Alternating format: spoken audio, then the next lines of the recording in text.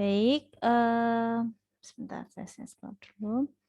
Karena kemarin kita sudah belajar tentang protein, hari ini kita belajar tentang lemak. Kemudian kalau misalkan kalian mencari buku referensi tentang biokimia, kalian bisa mencari buku namanya buku Harper.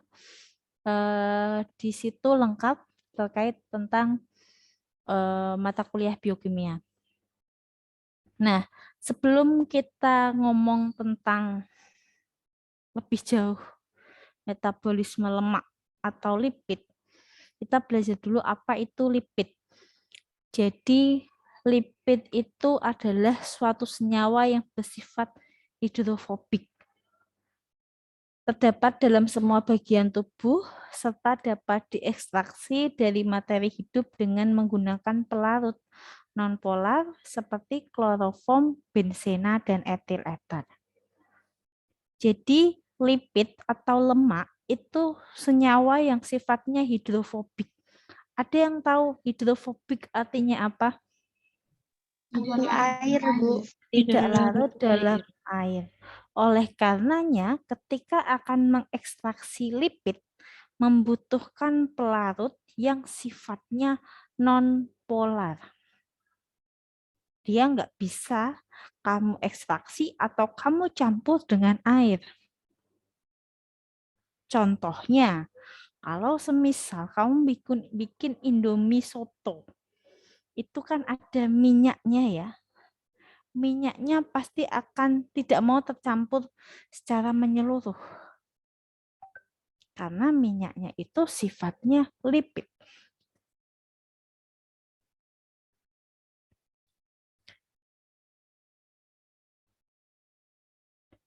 Begitupun juga misalkan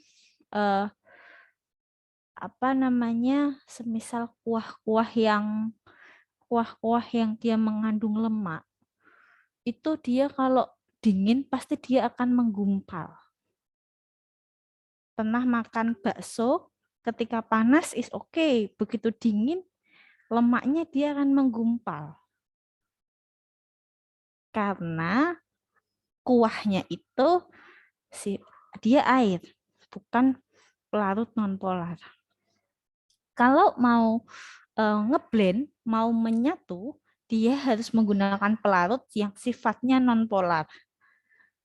Nah, pelarut yang sifatnya nonpolar contohnya adalah kloroform, benzena, dan etil ether. Jadi kalau semisalkan besok kalian skripsinya mau melarutkan minyak dari misalkan hewan apa gitu ya, hewan apapun itu. Nah, pelarutnya dia harus yang sifatnya non-polar. Kalau mau melarutkan lemak atau minyak. Gitu. Nah, di kehidupan sehari-hari kita sering mendengar istilah lemak. Lemak itu jika dilihat dari susunan kimia, dia itu sebetulnya adalah unsur C. C itu apa? Karbon. Karbon. H. Hidrogen. O. Oksigen. Jadi dia antara C, H, dan O itu mereka diikat oleh ikatan organik. Kalau protein kemarin dia diikat dengan apa? Ikatan peptida. Ikatan peptida. Kalau lemak dia CH dan O-nya diikat dengan ikatan organik. Kemudian punya sifat larut dalam pelarut non polar. Contohnya selain tadi yang sudah ditambahkan ada tambah etanol. Etanol, benzen, kloroform, ether itu pelarut non polar. Nah, lemak itu atau lipid itu dia bisa dalam pada pada bentuk padat, bisa juga pada bentuk cair. Biasanya yang bentuk padat disebut dengan istilah lemak. Jadi lipid yang berbentuk padat ketika suhunya di suhu ruang, suhu biasa dia masih bentuknya padat, berarti dia lemak. Tetapi kalau di suhu ruang dia bentuknya cair, berarti dia namanya minyak. Bisa membedakan? Ya, tergantung pada suhu ruang itu dia bentuknya apa. Seperti itu. Nah, fungsi lipid dalam kehidupan kita itu sangat banyak. Dia juga sebagai sumber energi. Makanya kenapa kalau misalkan dalam keadaan puasa bulan Ramadan itu kita baik-baik saja. Padahal misalkan kita makannya sedikit atau misalkan kalian ada yang mogok nggak makan, misalkan stres habis lihat yang ditaksir jadian sama orang lain atau semisal lagi sedih atau lagi nggak mood terus nggak mau makan seminggu makannya cuman minum makannya cuman dikit-dikit tapi baik-baik saja itu karena bisa jadi tubuh kalian itu menggunakan cadangan lemak di dalam tubuh kalian sebagai sumber energi. Jadi walaupun tidak ada asupan yang masuk masih baik-baik saja. Karena kalian masih punya cadangan lipid di dalam tubuh kalian. Jadi kalian jangan terlalu khawatir kayak aku belum makan nih gini-gini, tenang saja gitu. Kamu masih punya cadangan lipid, bekerjalah gitu ya. Bekerjalah dalam tubuh ya. Jadi kalau seandainya eh, kenapa terjadi obesitas ya sebenarnya obesitas itu yang cadangan lipid yang berlebihan, cadangan lemak yang berlebihan. Nah, harus sering dipekerjakan itu mereka. Bangun-bangun gitu. Jangan terlalu lama di dalam tubuh gitu. Gunakanlah sebagai sumber energi. Nah, kemudian dia juga cadangan penghasil energi seperti yang tadi saya sampaikan ketika nggak ada asupan, ketika karbo nggak ada, nanti dia bisa itu. Dia juga berperan dalam kerja hormon, kemudian pelarut vitamin ADEK, dan juga sebagai isolator panas. Jadi kalau misalkan dalam eh, suhu yang dingin, sama-sama dingin, itu orang yang punya cadangan lipid yang banyak, orang yang agak gemuk, itu dia nggak begitu kedinginan dibandingkan orang yang kurus. Karena dia punya eh, cadangan lemak yang cukup banyak. Makanya kenapa beruang kutub gede-gede ya. Nah, itu lemak-lemak si beruang kutub itu tujuannya adalah untuk menghasilkan panas supaya dia bisa survive hidup di sana. Kemudian juga lipid itu melindungi organ-organ penting dan menyusun bahan penyusun membran sel maupun lipoprotein.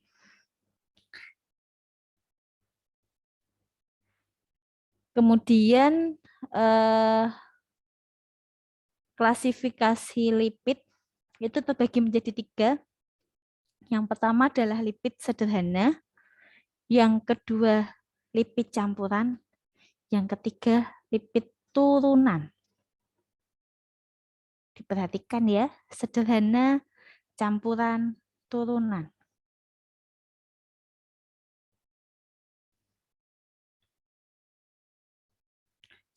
Contoh lipid sederhana itu dia lemak netral yang ada di dalam tubuh kita atau yang biasa sering kita sebut trigliserida. Itu lipid sederhana.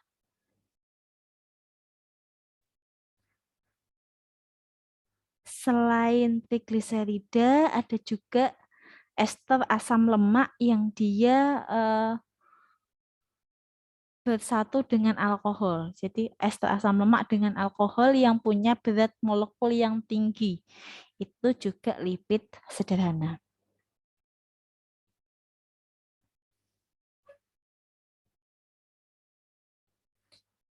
Kalau lipid campuran atau majemuk itu adalah biasanya gabungan. Contohnya fosfolipid. Fosfolipid dan lipoprotein. Lipoprotein berarti gabungan apa dan apa? Lemak dan protein. Lemak dan protein. Lipo berasal dari kata lipid, protein. Berarti lipid dan protein. Kalau fosfolipid gabungan antara Fosfor dan lemak. Nah, lebih tepatnya fosfat dan lipid, fosfat dan lemak. Jadi dari kata itu aja udah kelihatan, oh mereka campuran atau majemuk, lebih dari satu yang bergabung. Sedangkan lipid turunan, itu berarti lipid yang diturunkan, itu contohnya adalah asam lemak dan juga sterol. Sterol itu bisa kolesterol, bisa ergosterol. Pokoknya semuanya yang berakhiran dengan kata sterol itu masuk lipid turunan.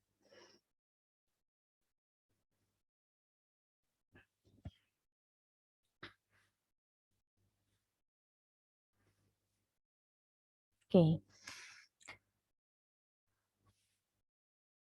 Saya minta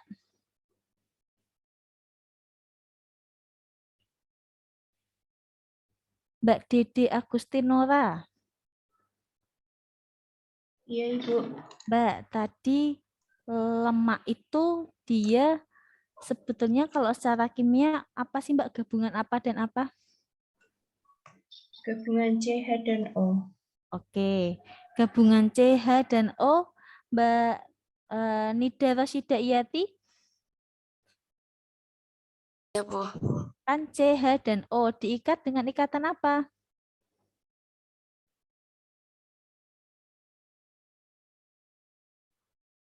Ikatan apa Mbak Nida? Mbak Santi? Mbak Santi Amalia? Mbak Santi Amalia? Ikatan organik, Bu. Ikatan organik. Kemudian lemak itu dia bisa larut dalam pelarut yang sifatnya seperti apa Mbak Zidna? Non-polar, Ibu. Non-polar. Ya, nggak apa-apa. Contoh pelarut non-polar itu apa Mbak Ismi? Sebutkan. Kloroform, benzena, etil ether. Ada yang bisa melengkapi Mbak Ade Hikmah? Ya, Ibu ulangi tadi apa, Bu? Pelarut non-polar contohnya apa saja Mbak? Mbak Ade. Ya, Ibu. Pelarut non-polar contohnya apa saja Mbak? Heksana, enter, Enter. ether, Terus? ether, benzene, Hmm, oleuna, hmm, kayak itu di hmm. Kalau etanol tuh iya apa bukan? kalau Iya, tambah etanol ya. Oke, kemudian lagi saya mau minta Mbak Anissa Fitriani Dewi. Kuliah Mbak Anissa. kuliah, Bu. Oke, Mbak sebutkan contoh lemak sederhana, Mbak. Lemak netral atau trigliserida, Hmm? ekstrak asam lemak dengan alkohol dengan berat molekul tinggi. Oke, Mbak Sabrina. Mbak Sabrina kuliah, Mbak. Mbak Sabrina. Nggak tahu tuh kuliah apa enggak. Mbak Intan Amalia. Iya, Bu. Mbak Intan. Mbak kuliah, Mbak. Kuliah, Bu. Oke, contoh lipid majemuk apa, Mbak? Fosfolipid dan lipoprotein. Oke, Mbak Talita Azaria. Iya, Bu. Kuliah, Mbak. Kuliah. Oke, alhamdulillah. Contoh yang lipid turunan. Asam lemak sama sterol, Bu. Sterolnya berupa kolesterol ataupun ergosterol. Sip, bagus.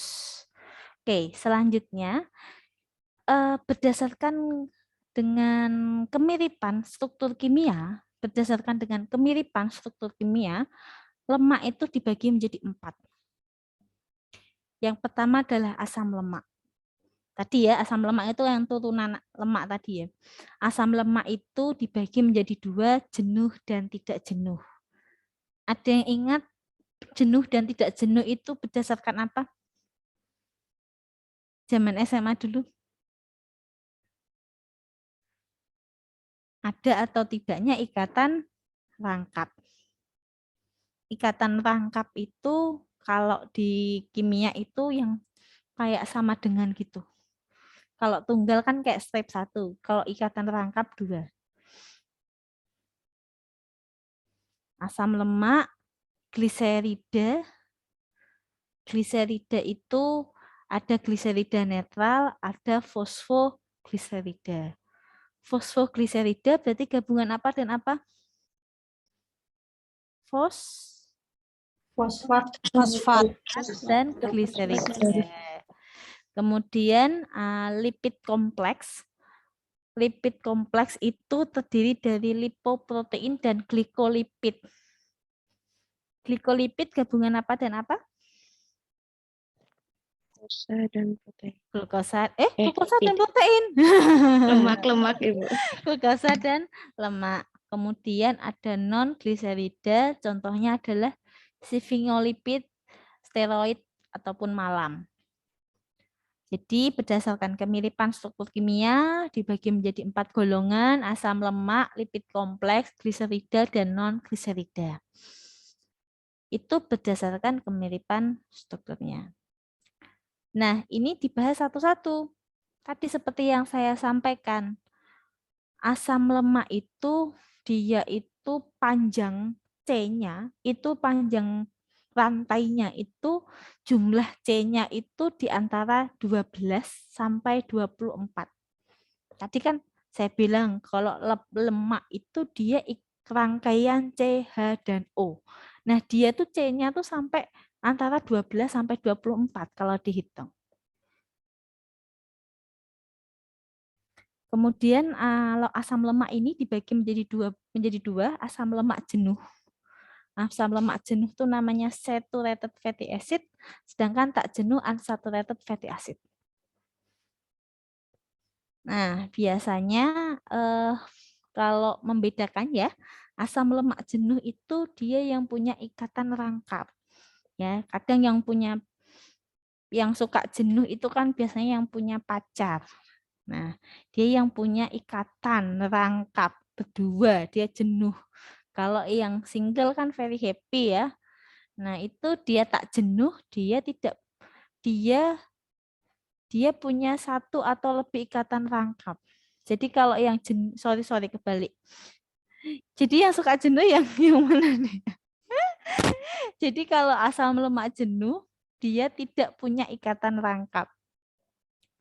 Dia sama sekali tidak punya. Sedangkan kalau tak jenuh, dia punya satu atau lebih. Jadi bisa punya 2, bisa punya 3, bisa punya 4.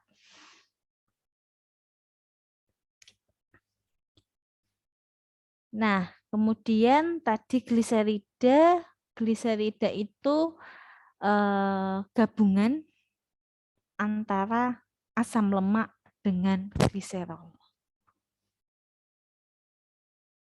Asam lemak dan gliserol. Dia fungsinya sebagai simpanan energi berupa lemak atau minyak. Ini si gliserida ini.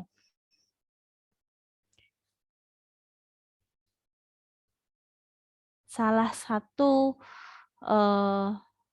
contoh gliserida adalah fosfolipid. Fosfolipid punya nama lain. Nama lainnya adalah fosfogliserida. Dia adalah lipid yang mengandung gugus fosfat,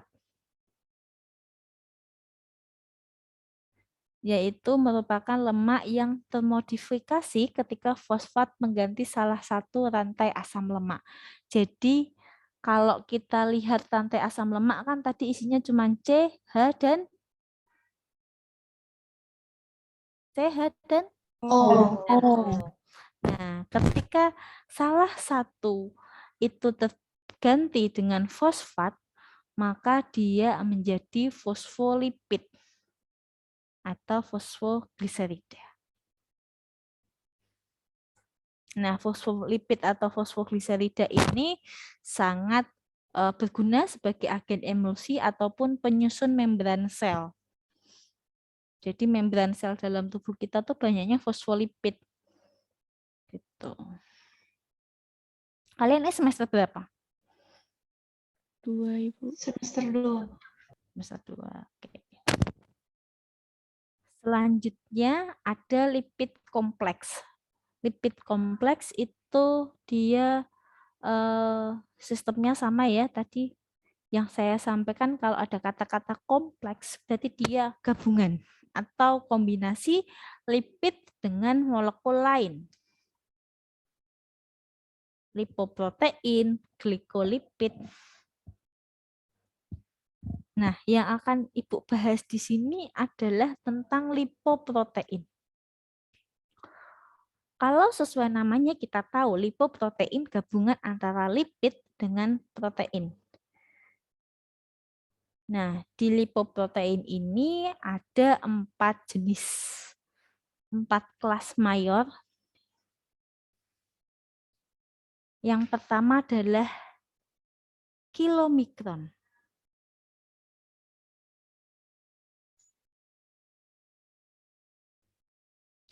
Si kilomikron ini dia itu fungsinya sebagai alat transportasi trigliserid dari usus ke jaringan lain. Jadi dia sebagai alat transportasi dari usus ke jaringan lain kecuali ginjal. Itu si kilomikron. Kalau FLDL, FLDL itu very low density lipoprotein. Dari kata-katanya aja udah ada lipoprotein ya. Very low density lipoprotein. FLDL ini dia punya tugas buat ngikat trigliserid di dalam hati dan mengangkutnya menuju ke jaringan lemak. Jadi FLDL, LDL, HDL semuanya itu punya tugas masing-masing. Yang tugasnya ngikat trigliserid di dalam hati terus dibawa ke jaringan lemak itu adalah FLDL. Kalau LDL, low density lipoprotein, dia fungsinya mengangkut kolesterol ke jaringan perifer. Nah, LDL ini sering disebut dengan lemak jahat. Sedangkan si HDL itu yang baik. HDL, kalau HDL fungsinya ngikat kolesterol plasmanya diikat dan diangkut ke hati. Kalau misalkan orang tersebut dalam kondisi sehat, seharusnya HDL-nya yang tinggi, LDL-nya rendah. Yang bagus seperti itu. Jadi yang bagus kolesterol plasmanya itu diikat terus dibawa ke hati. Tapi kalau yang bahaya adalah ketika LDL-nya tinggi, semua kolesterolnya dibawa ke jaringan perifer. Ke permukaan semua, itu nggak bagus. Biasanya orang-orang yang gemuk itu LDL-nya tinggi. Suka makan makanan yang berkolesterol, jarang olahraga, suka gorengan, suka makan jeroan, LDL-nya biasanya yang tinggi.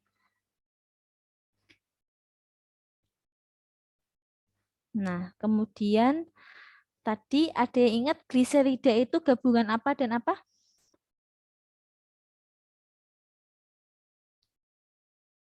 Gliserida, lemak dan gliserol. Lemak dan gliserol. Nah, sekarang kita belajar yang lipid non-gliserida. Lipid non-gliserida di sini contohnya adalah sphingolipid dan kolesterol.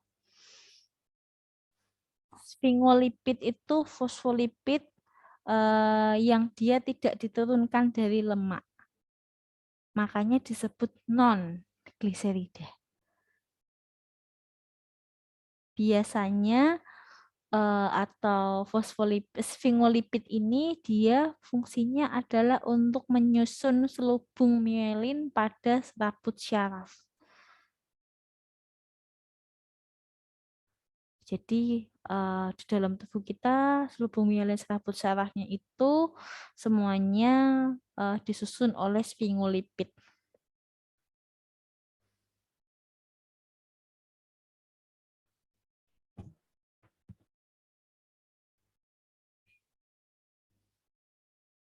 Kemudian selain sfingolipid, ada kolesterol juga. Kolesterol ini adalah contoh lipid non-gliserida yang mana dia sangat berperan penting dalam kehidupan kita. Kalau misalkan, dan dia berhubungan dengan pengerasan arteri ya, muncul plak-plak pada dinding arteri. Kalau misalkan kolesterolnya tinggi, mengakibatkan tekanan darahnya tinggi, karena arterinya menyempit. Jadi kalau ngebayangin itu, misalkan pakai selang kan lubangnya sekian ya. Terus di pinggir-pinggirnya sini muncul plak-plak. Awalnya plaknya sedikit. Kalau sedikit, airnya masih bisa jalan nggak? Masih. Masih. Kalau semakin banyak plaknya menumpuk kanan, kiri, atas, bawah, itu jumlah darah atau air yang mau lewat itu kan jadi kayak tertahan di situ. Arterinya jadi menyempit. Jadi bukan ukuran arterinya yang menyempit, tetapi karena ukuran arterinya tetap. Tapi karena kanan kirinya banyak plak, jadi dia nyempit. Karena plak-plak itu yang nempel, si arteri ini jadi dia kehilangan kemampuan untuk meregang. Dia mau agak elastis gitu nggak bisa, karena dia ketempelan plak-plak tadi. Nah, makanya lah plak-plak inilah yang menyebabkan penyakit yang namanya infark miokard atau dan juga penyakit stroke. Terus sebetulnya kalau apalagi yang peredaran darah yang menuju ke otak biasanya stroke.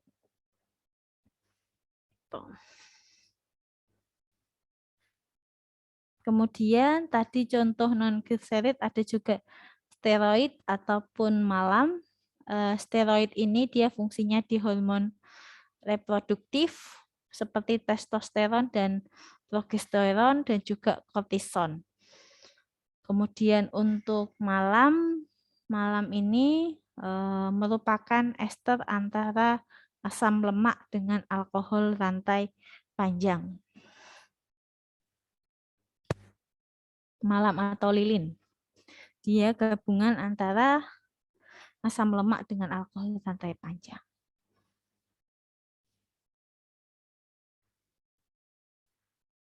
Tadi sudah.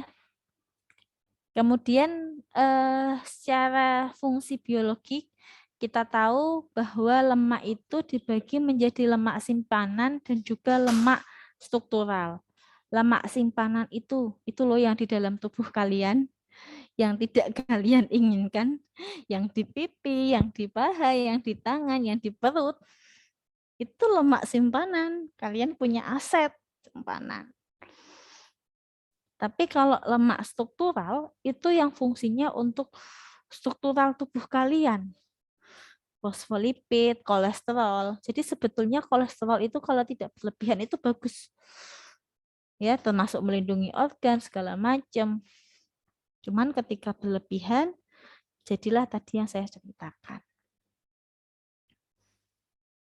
Kemudian dari bahan pangan yang ada di makanan, lemak ada menurut sumbernya, ada lemak nabati, ada lemak hewani. Ada yang bisa ngasih contoh lemak hewani apa? Di makanan apa? Mbak Laila? Ya, Bu. Lemak hewani contohnya apa, Mbak? Daging.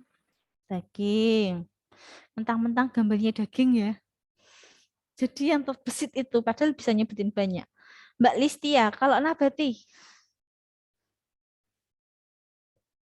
Dari kacang-kacangan. Kata gambar kacang-kacangan. Padahal buah yang banyak lemaknya apa? Kalian pasti tahu. Alpukat. Alpukat. Alpukat. Kenapa alpukatnya yang nggak dijawab? Alpukat.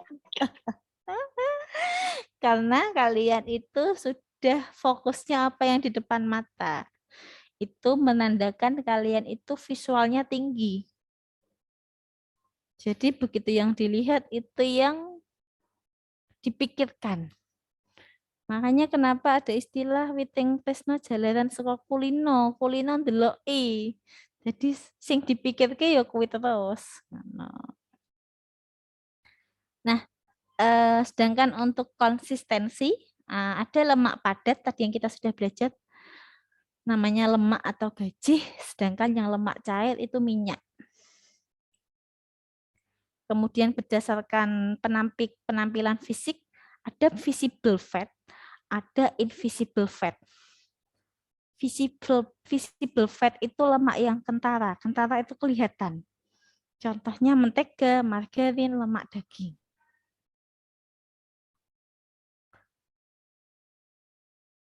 Sedangkan yang invisible fat, lemak tak kentara, itu contohnya seperti kuning telur, susu full cream.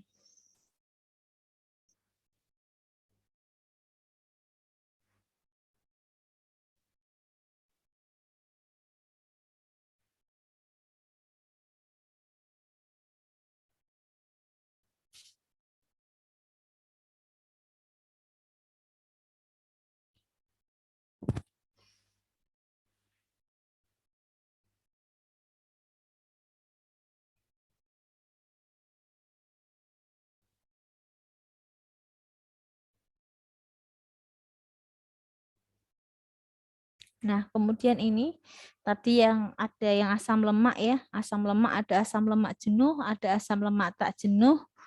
Asam lemak ini dia adalah asam organik yang terdiri dari rantai hidrokarbon lurus yang satu ujungnya mempunyai gugus COOH dan ujung lainnya punya gugus metil CH3. Jadi kalau kalian ingat ya di kimia, kalau C itu dia punya 4 tangan. O punya 2 tangan ya. H hanya punya 1 tangan. Makanya kenapa CH3? C hanya bisa 3.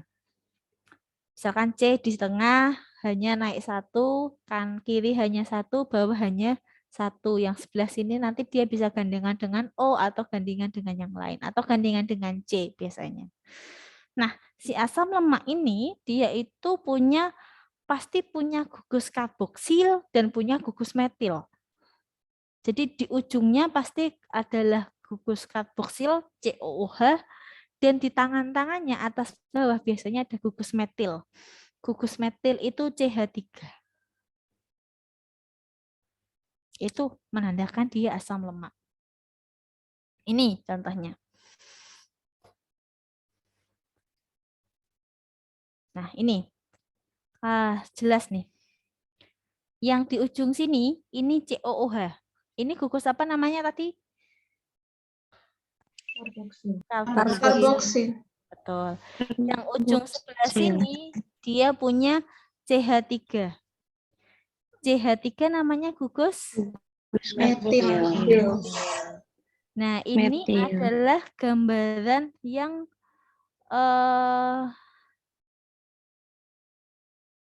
saturated acid sama unsaturated acid. Tuh. Nah, di antara CC-nya ini, saturated acid, dia nggak punya ikatan rangkap di antara karbonnya sini. Sedangkan yang unsaturated fatty acid, dia punya ikatan rangkap nih, 1, 2, 3. Yang sesama karbon ya, yang ini tidak dihitung.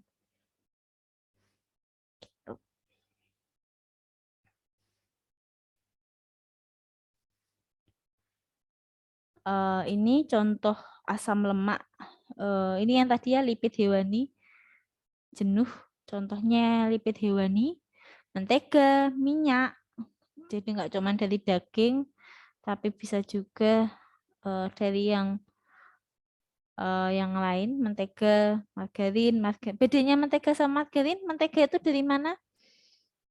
Margarin dari tumbuhan, yang mentega apa ya margarin? Margarin. Margarin. Margarin. Oke.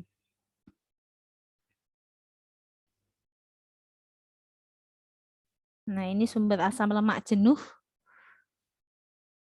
Udang, daging. Sedangkan yang tak jenuh itu tadi punya satu atau lebih ikatan rangkap.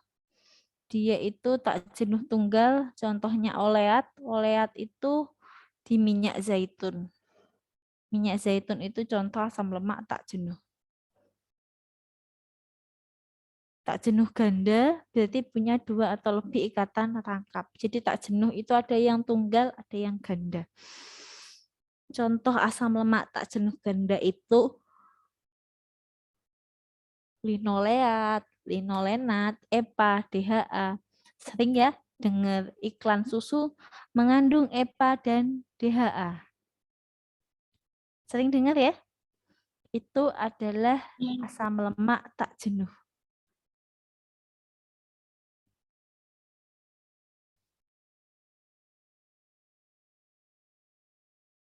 Nah, asam lemak tidak jenuh itu semakin banyak ikatan rangkap, berarti dia semakin baik.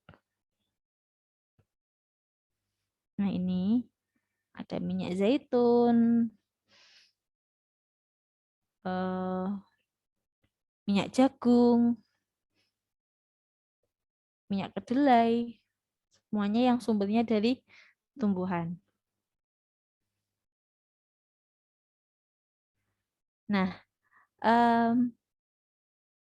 untuk metabolisme lemak kita akan belajar di pertemuan selanjutnya.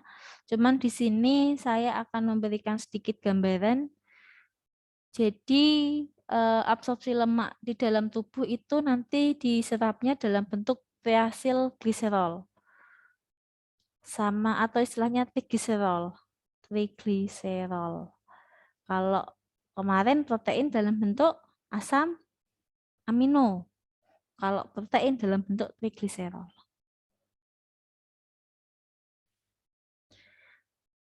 Jadi nanti proses absorpsi lemak itu membutuhkan bantuan asam lemak dan garam empedu.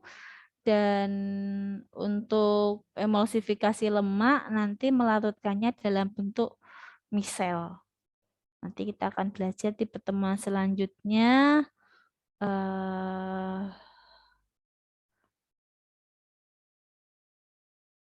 Kemudian ini nanti dibaca aja. Nah, ini tadi yang saya ceritakan bahwa di dalam tubuh kita lipoprotein itu ada kilomikron, FLDL, HDL, dan LDL. Tidak usah, ini juga sudah tadi. Nah, tadi ada yang ingat bahwa kilomikron itu fungsinya dia mengikat lemak atau trigliserid dari usus ke jaringan ekstrahepatik atau jaringan lemak kecuali kemana? Ginjal. Nah, di sini ini mengandung apoprotein. Apoproteinnya macam-macam, ada 3. Apoprotein B, apoprotein C, dan apoprotein A. Jadi ApoABC di kilomikron ini.